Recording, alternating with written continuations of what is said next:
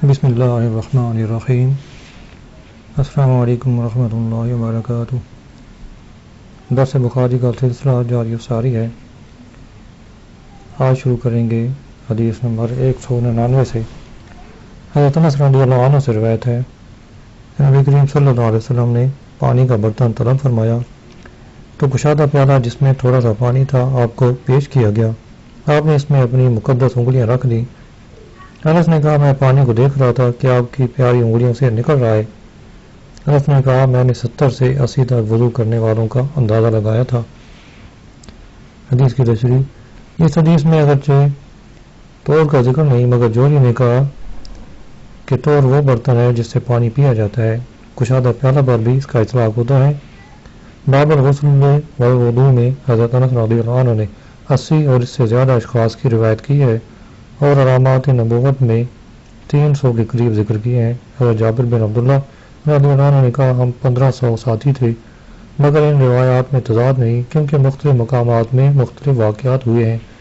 اس کے علاوہ ایک عدد کا ذکر دوسرے اعداد کے منافی نہیں ہوتا ہے۔ یہ حدیث علامات نبوت سے ہے اور نبی کریم صلی اللہ علیہ وسلم کا یہ معجزہ ہے۔ اگلا باب ہے ایک مد یعنی ایک سیر پانی سے وضو کرنا۔ حدیث ہے، ابن جبیر نے خبر دی کہ میں نے انس کو یہ کہتے ہوئے سنا کہ نبی کریم صلی اللہ علیہ وسلم 1 سا سے 5 مد تک پانی سے غسل فرمایا کرتے تھے اور 1 مد پانی سے وضو فرماتے تھے۔ حدیث کی تشریح۔ سب کائنات صلی اللہ علیہ وسلم 1 سا پانی سے غسل فرماتے تھے اور کبھی اس سے زیادہ پانی 5 مد بھی غسل میں استعمال فرما لیتے تھے۔ معلوم ہوا کہ غسل میں پانی کی مقدار معین نہیں، پانی تھوڑا ہو یا زیادہ، جب اس سے مکمل غسل ہو جائے کافی ہے۔ غسل کی حاجت کے اختلاف سے پانی کی مقدار مختلف ہو سکتی ہے۔ اس باب میں روایات مختلف ہیں۔ ابو داؤد نے ام المومنین عائشہ صدیقہ رضی اللہ عنہا سے روایت کی کہ سید عالم صلی اللہ علیہ وسلم 1 سا سے غسل فرماتے تھے اور 1 مد سے وضو کر لیا کرتے تھے، اور حاکم نے مستدرک میں عبداللہ بن زید سے روایت کی ہے کہ نبی کریم صلی اللہ علیہ وسلم نے 2/3 مد پانی سے وضو فرمایا اور اپنی کلائیوں کو ملتے تھے۔ حاکم نے اس حدیث کو حسن صحیح کہا۔ مسلم کی روایت ہے کہ ام المومنین عائشہ رضی اللہ عنہا اور سرور کائنات صلی اللہ علیہ وسلم ایک برتن سے غسل فرماتے تھے جس میں 3 مد پانی کی گنجائش تھی۔ ایک دوسری روایت میں ہے کہ ام المومنین 5 مکاکیق سے غسل اور 1 مکوک سے وضو فرماتی تھی۔ معلوم ہوا کہ وضو اور غسل کے پانی میں کوئی حد مقرر نہیں ہے۔ مد میں 2 رطل اور سا میں 8 رطل ہوتے ہیں۔ دارقطنی نے حضرت انس سے اس روایت کو ذکر کیا ہے کہ مکوک مد کو کہتے ہیں۔ یہی مذہب امام ابو حنیفہ رضی اللہ عنہ کا ہے۔ 1 رطل تقریباً آدھ سیر مد یا مکوک 1 سیر وزنی ہوتا ہے۔ اس اعتبار سے 1 سا میں تقریباً 4 سیر پانی کی گنجائش ہوتی ہے۔ موضوع پر مسح کرنا۔ حدیث ہے، سعد بن ابی وقاص رضی اللہ عنہ نے نبی کریم صلی اللہ علیہ وسلم سے روایت کی کہ آپ نے موضوع پر مسح فرمایا۔ حضرت عبداللہ بن عمر رضی اللہ عنہ نے عمر فاروق رضی اللہ عنہ سے اس سے متعلق پوچھا تو انہوں نے کہا، ہاں جب سعد نبی کریم صلی اللہ علیہ وسلم سے کسی شے کی تجھے خبر دے تو اس سے متعلق کسی اور کو مت پوچھ۔ موسیٰ بن عقبہ نے کہا، مجھے ابو النضر نے خبر دی کہ ابو سلمہ نے ان کو خبر دی کہ سعد اور عمر فاروق نے عبداللہ بن عمر سے اس طرح ذکر کیا ہے۔ اس حدیث سے ثابت ہوتا ہے کہ موضوع پر مسح کرنا جائز ہے۔ اس کا منکر بدعتی گمراہ ہے۔ خوارج کے نزدیک مسح جائز نہیں ہے۔ عام فقہاء اور صحابہ کرام کے نزدیک موضوع پر مسح کرنا جائز ہے۔ رافض کے نزدیک بھی جائز نہیں۔ حسن بصری رحمۃ اللہ علیہ نے کہا، میں نے 70 بدری صحابہ کو دیکھا، وہ سب موضوع پر مسح کرتے تھے۔ اس لیے امام ابو حنیفہ نے موضوع پر مسح کرنے کو اہل سنت والجماعت کی شرط قرار دیتے ہوئے فرمایا، ہم شیخین یعنی ابو بکر و عمر کو سب پر فضیلت دیتے ہیں اور حضرت عثمان و علی سے محبت کرتے ہیں۔ موضوع پر مسح کو جائز کہتے ہیں اور نبیذ جلد کو حرام نہیں کہتے۔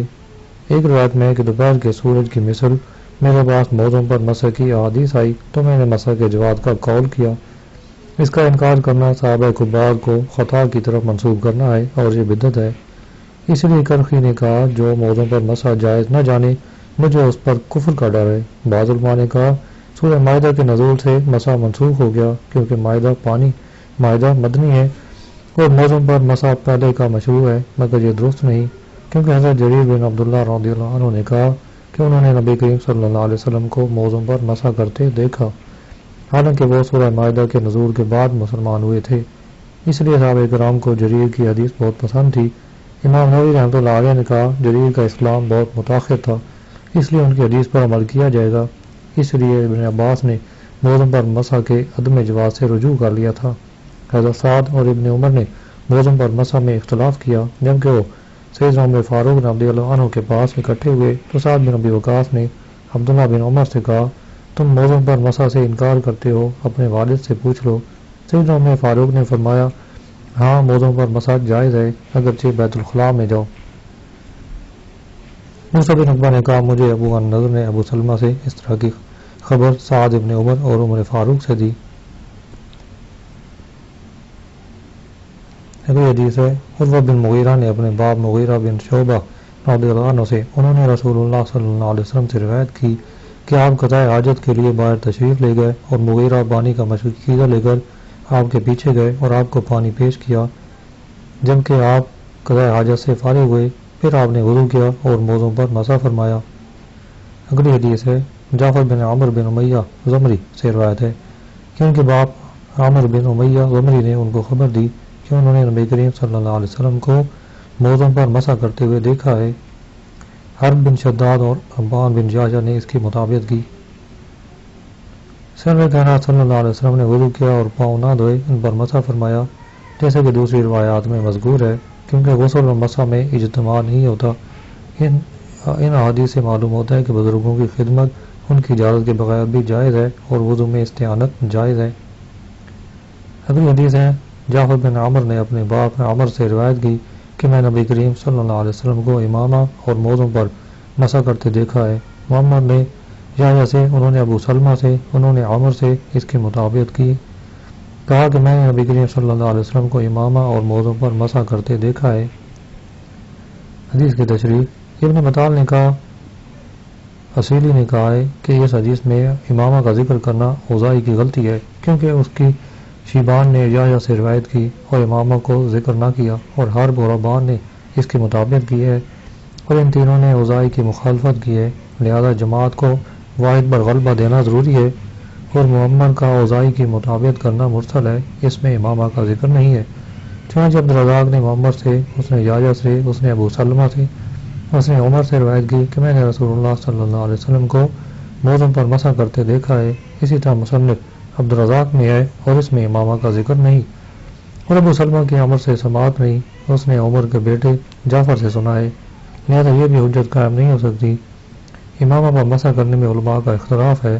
امام احمد کے نزدیک امامہ پر مسح کافی ہے، جبکہ کمال طہارت کے بعد امامہ پہنا ہو، جیسے موزوں پر مسح میں ہے۔ جو علماء امامہ پر مسح کے قائل نہیں، وہ کہتے ہیں کہ اللہ تعالیٰ فرماتا ہے اور جو شخص امامہ پر مسح کرے اسے یہ نہ کہا جائے گا کہ وَامْسَحُوا بِرُؤُوسِكُمْ کہ اس نے سر پر مسح کیا ہے، اور اگر چہرہ پر پردہ ہو اور تیمم کی صورت میں پردہ پر مسح کیا جائے تو تیمم نہ ہوگا، یہی حال سر کا ہے۔ اگلا باب ہے جب دونوں پاؤں کو موزوں میں داخل کیا جبکہ وہ پاک ہوں۔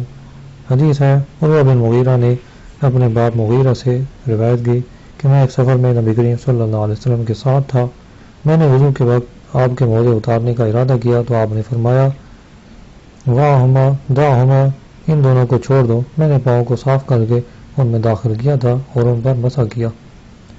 حدیث کی تشریح اس حدیث سے معلوم ہوا کہ موزوں پر مسح کرنا جائز ہے جبکہ پاؤں کو دھو کر ان میں داخل کیا ہو۔ شافعیہ کہتے ہیں کہ موزے پہننے سے پہلے طہارت شرط ہے، لہذا اگر پاؤں دھو کر موزے پہنے اور پھر باقی اعضاء دھوئے تو ان پر مسح جائز نہ ہوگا۔ احناف کے نزدیک حدث کے وقت طہارت کاملہ کا ہونا ضروری ہے، لہذا جب پاؤں دھو کر موزے پہنے اور پھر باقی اعضاء دھوئے اس کے بعد حدث لاحق ہوا تو ان پر مسح جائز ہے۔ مذکورہ حدیث شریف احناف کے مخالف نہیں، کیونکہ سید عالم صلی اللہ علیہ وسلم نے فرمایا میں نے موزے پہنے ہیں جبکہ قدم طاہر تھے، پاک تھے۔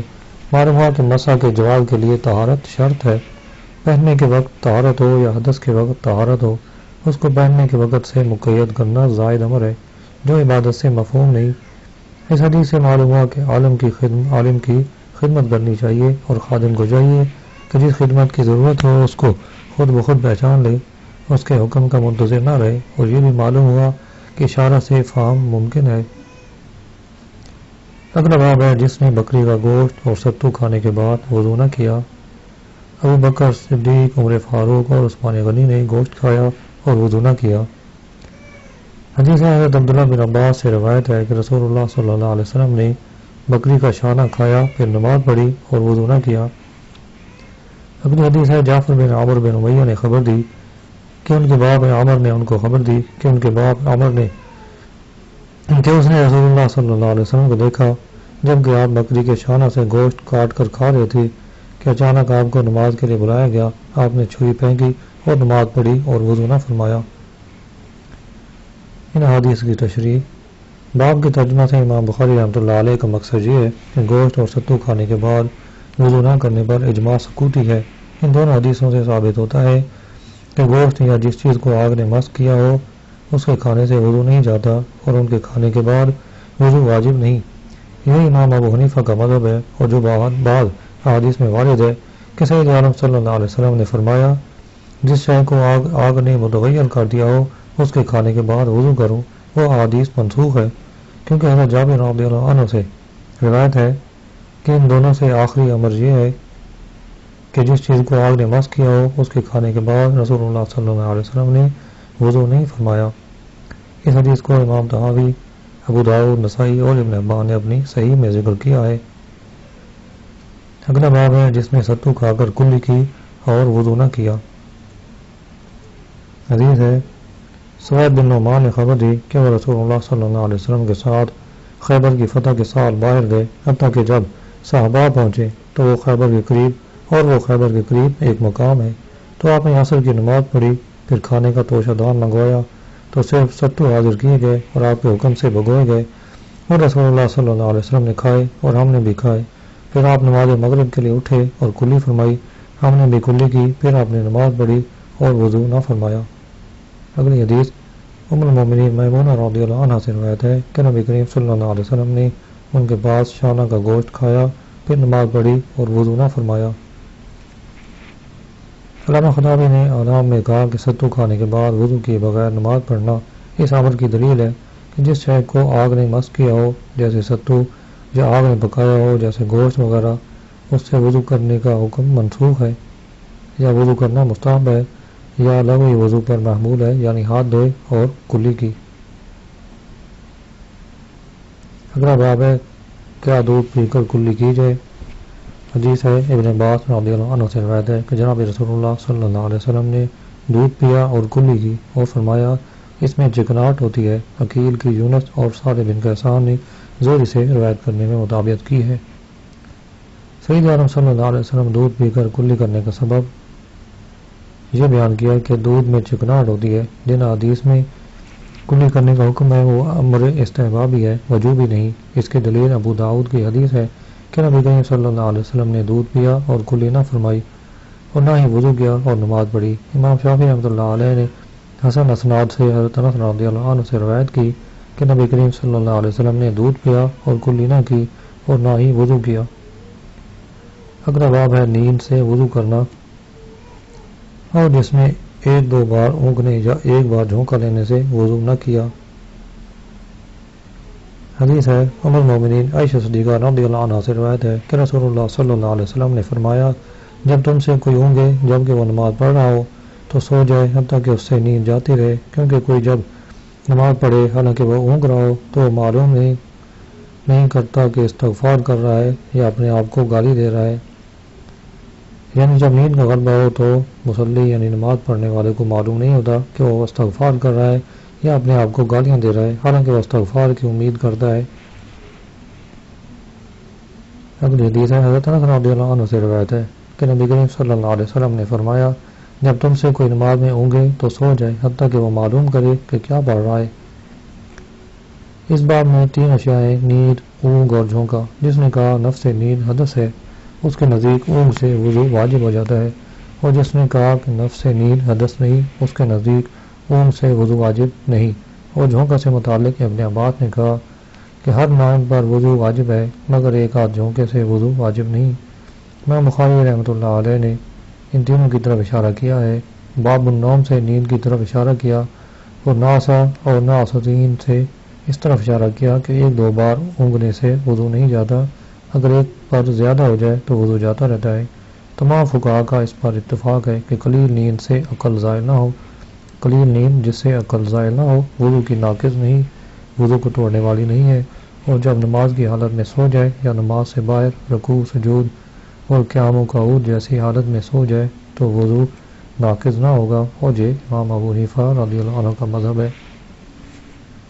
اگلا باب ہے حدث کے بغیر وضو کرنا۔ حدیث ہے حضرت انس رضی اللہ عنہ سے روایت ہے کہ نبی کریم صلی اللہ علیہ وسلم ہر نماز کے لیے وضو فرمایا کرتے تھے۔ عامر بن عامر نے کہا، میں نے انس سے کہا کہ تم صحابہ کرام یعنی صحابہ کرام کیسے کرتے تھے؟ انس نے کہا، ہم میں سے کسی کو بھی ایک ہی وضو کافی ہوتا جب تک وہ بھی وضو نہ ہوتا۔ سرور کائنات صلی اللہ علیہ وسلم کی عادت کریمہ یہ تھی کہ ہر فرض نماز کے لیے وضو فرمایا کرتے تھے اور کبھی تجدید وضو فرما لیا کرتے تھے۔ اگلی حدیث ہے سعید بن نعمان نے بیان کیا کہ ہم خیبر کی فتح کے سال جناب رسول اللہ صلی اللہ علیہ وسلم کے ساتھ نکلے۔ جب صحابہ پہنچے تو آپ نے ہمیں عصر کی نماز پڑھائی۔ جب نماز سے فارغ ہوئے تو کھانا طلب فرمایا تو ستو پیش کیے گئے، وہ ہم نے کھائے اور پیے۔ پھر نبی کریم صلی اللہ علیہ وسلم مغرب کی نماز کے لیے کھڑے ہوئے اور کلی کی، پھر ہمیں مغرب کی نماز پڑھائی اور وضو نہ کیا۔ ہر نماز کے لیے سید عالم صلی اللہ علیہ وسلم پر وضو واجب نہ تھا، اس لیے غزوہ خندق میں ایک وضو سے متعدد نمازیں پڑھی اور سید عمر فاروق رضی اللہ عنہ کے استفسار پر بتایا، فرمایا کہ اے عمر، میں نے قصداً ایسا کیا ہے۔ معلوم ہوا کہ ایک وضو سے جب تک حدث لاحق نہ ہو کئی نمازیں پڑھ سکتے ہیں۔ اگلا باب ہے اپنے پیشاب سے نہ بچنا کبیرہ گناہ ہے۔ حدیث پاک ہے ابن عباس رضی اللہ عنہ سے روایت کہ نبی کریم صلی اللہ علیہ وسلم مدینہ منورہ یا مکہ مکرمہ کے باغات سے ایک باغ کے پاس سے گزرے تو آپ نے دو انسانوں کی آواز سنی جنہیں ان کی قبروں میں عذاب دیا جاتا تھا۔ نبی کریم صلی اللہ علیہ وسلم نے فرمایا، انہیں عذاب دیا جا رہا ہے اور کسی مشکل شے کے باعث عذاب نہیں دیا جاتا۔ پھر فرمایا، کیوں نہیں؟ یہ کبیرہ ہے۔ ان میں سے ایک تو اپنے پیشاب سے پرہیز نہ کرتا تھا اور دوسرا چگلی کیا کرتا تھا۔ پھر آپ نے کھجور کی ایک شاخ منگوائی اور اس کے 2 ٹکڑے کر کے ان دونوں قبروں میں سے ہر ایک قبر پر ایک ٹکڑا رکھ لیا۔ آپ سے عرض کیا گیا، یا رسول اللہ صلی اللہ علیہ وسلم، آپ نے یہ کیوں کیا ہے؟ تو آپ نے فرمایا، شاید جب تک یہ خشک نہ ہوگی ان سے عذاب میں تخفیف کی جائے گی۔ حدیث کی تشریح، کبائر کبیرہ کی جمع ہے اور وہ کبھی فعل ہے جس سے شرعاً منع کیا گیا ہے اور اس کی سزا بہت بڑی ہے، جیسے قتل، زنا، لڑائی سے بھاگ نکلنا وغیرہ۔ بعض علماء نے کہا کبائر 7 ہیں، چنانچہ بخاری میں ابو ہریرہ رضی اللہ عنہ سے روایت ہے کہ سرکار دو عالم صلی اللہ علیہ وسلم نے فرمایا، 7 مولوک گناہوں سے بچو۔ عرض کیا گیا، وہ کیا ہیں؟ فرمایا، بلا وجہ کسی شخص کو قتل کرنا، جادو کرنا، سود کھانا، یتیم کا مال کھانا، لڑائی سے بھاگ نکلنا اور پاک دامن مومن عورت کو تہمت لگانا ہے۔ بعض علماء نے کہا جس گناہ پر سخت زجر کی گئی ہو وہ کبیرہ ہے، جیسے لعنت، غضب اور عذاب وغیرہ۔ ایک شخص نے حضرت ابن عباس سے کہا، کبائر 7 گناہ ہیں، تو انہوں نے کہا 700 تک کبائر ہیں۔ دراصل کبیرہ گناہ ہر وہ گناہ ہے جس کے اوپر گناہ ہو، وہ ماتحت کے لحاظ سے کبیرہ اور مافوق کے اعتبار سے صغیرہ ہے، اور وہ امر نسبی ہے، ہر صغیرہ پر اصرار بھی کبیرہ ہے۔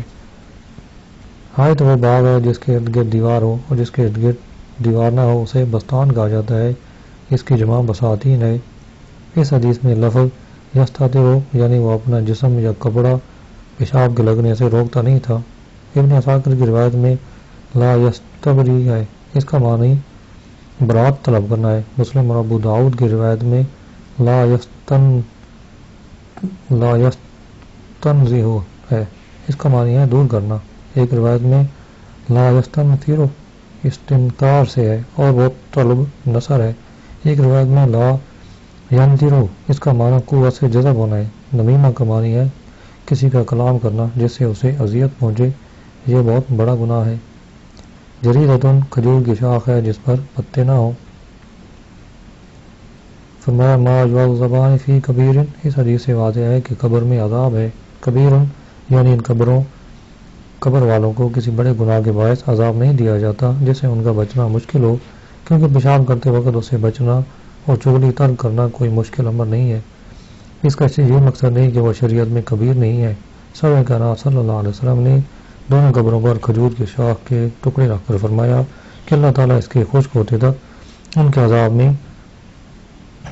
عذاب میں تخفیف ہوتی رہے گی۔ اس سے متبادر یہی سمجھ آتا ہے کہ جب تک یہ تر رہیں گی اللہ کی تسبیح کرتی رہیں گی، کیونکہ خشک شاخ سے تسبیح متصور نہیں۔ اللہ تعالیٰ فرماتا ہے ان من شیء الا یسبح بحمدہ، معنی یہ ہے کہ ہر زندہ شے اللہ کی تسبیح کرتی ہے اور ہر شے کی زندگی اس کے اعتبار سے ہوتی ہے، اس لیے لکڑی کی زندگی خشک ہونے تک اور پتھر کی زندگی اس کے ٹوٹنے تک ہے۔ اور امام محققین نے اسے عموم پر محمول کیا ہے اور تحقیق یہی ہے کہ حقیقتاً اللہ کی تسبیح کرتے ہیں اور یہ عقلاً بھی محال نہیں۔ شیخ عبدالحق محدث دہلوی رحمۃ اللہ علیہ نے شرح مشکات میں ذکر کیا کہ علماء نے اس حدیث سے استدلال کیا ہے کہ قبر کے پاس قرآن پاک پڑھنا مستحب ہے، کیونکہ جب تر شاخ کے تسبیح کہنے سے عذاب میں تخفیف ہو سکتی ہے تو قرآن کریم کی تلاوت سے بطریق اولا تخفیف ہو سکتی ہے۔ اہل سنت والجماعت کا مذہب ہے کہ عذاب قبر ثابت ہے اور یہ حدیث اس کی واضح دلیل ہے، اور جسم یا اس کے جز میں روح کا اعادہ کر کے اسے عذاب دیا جاتا ہے۔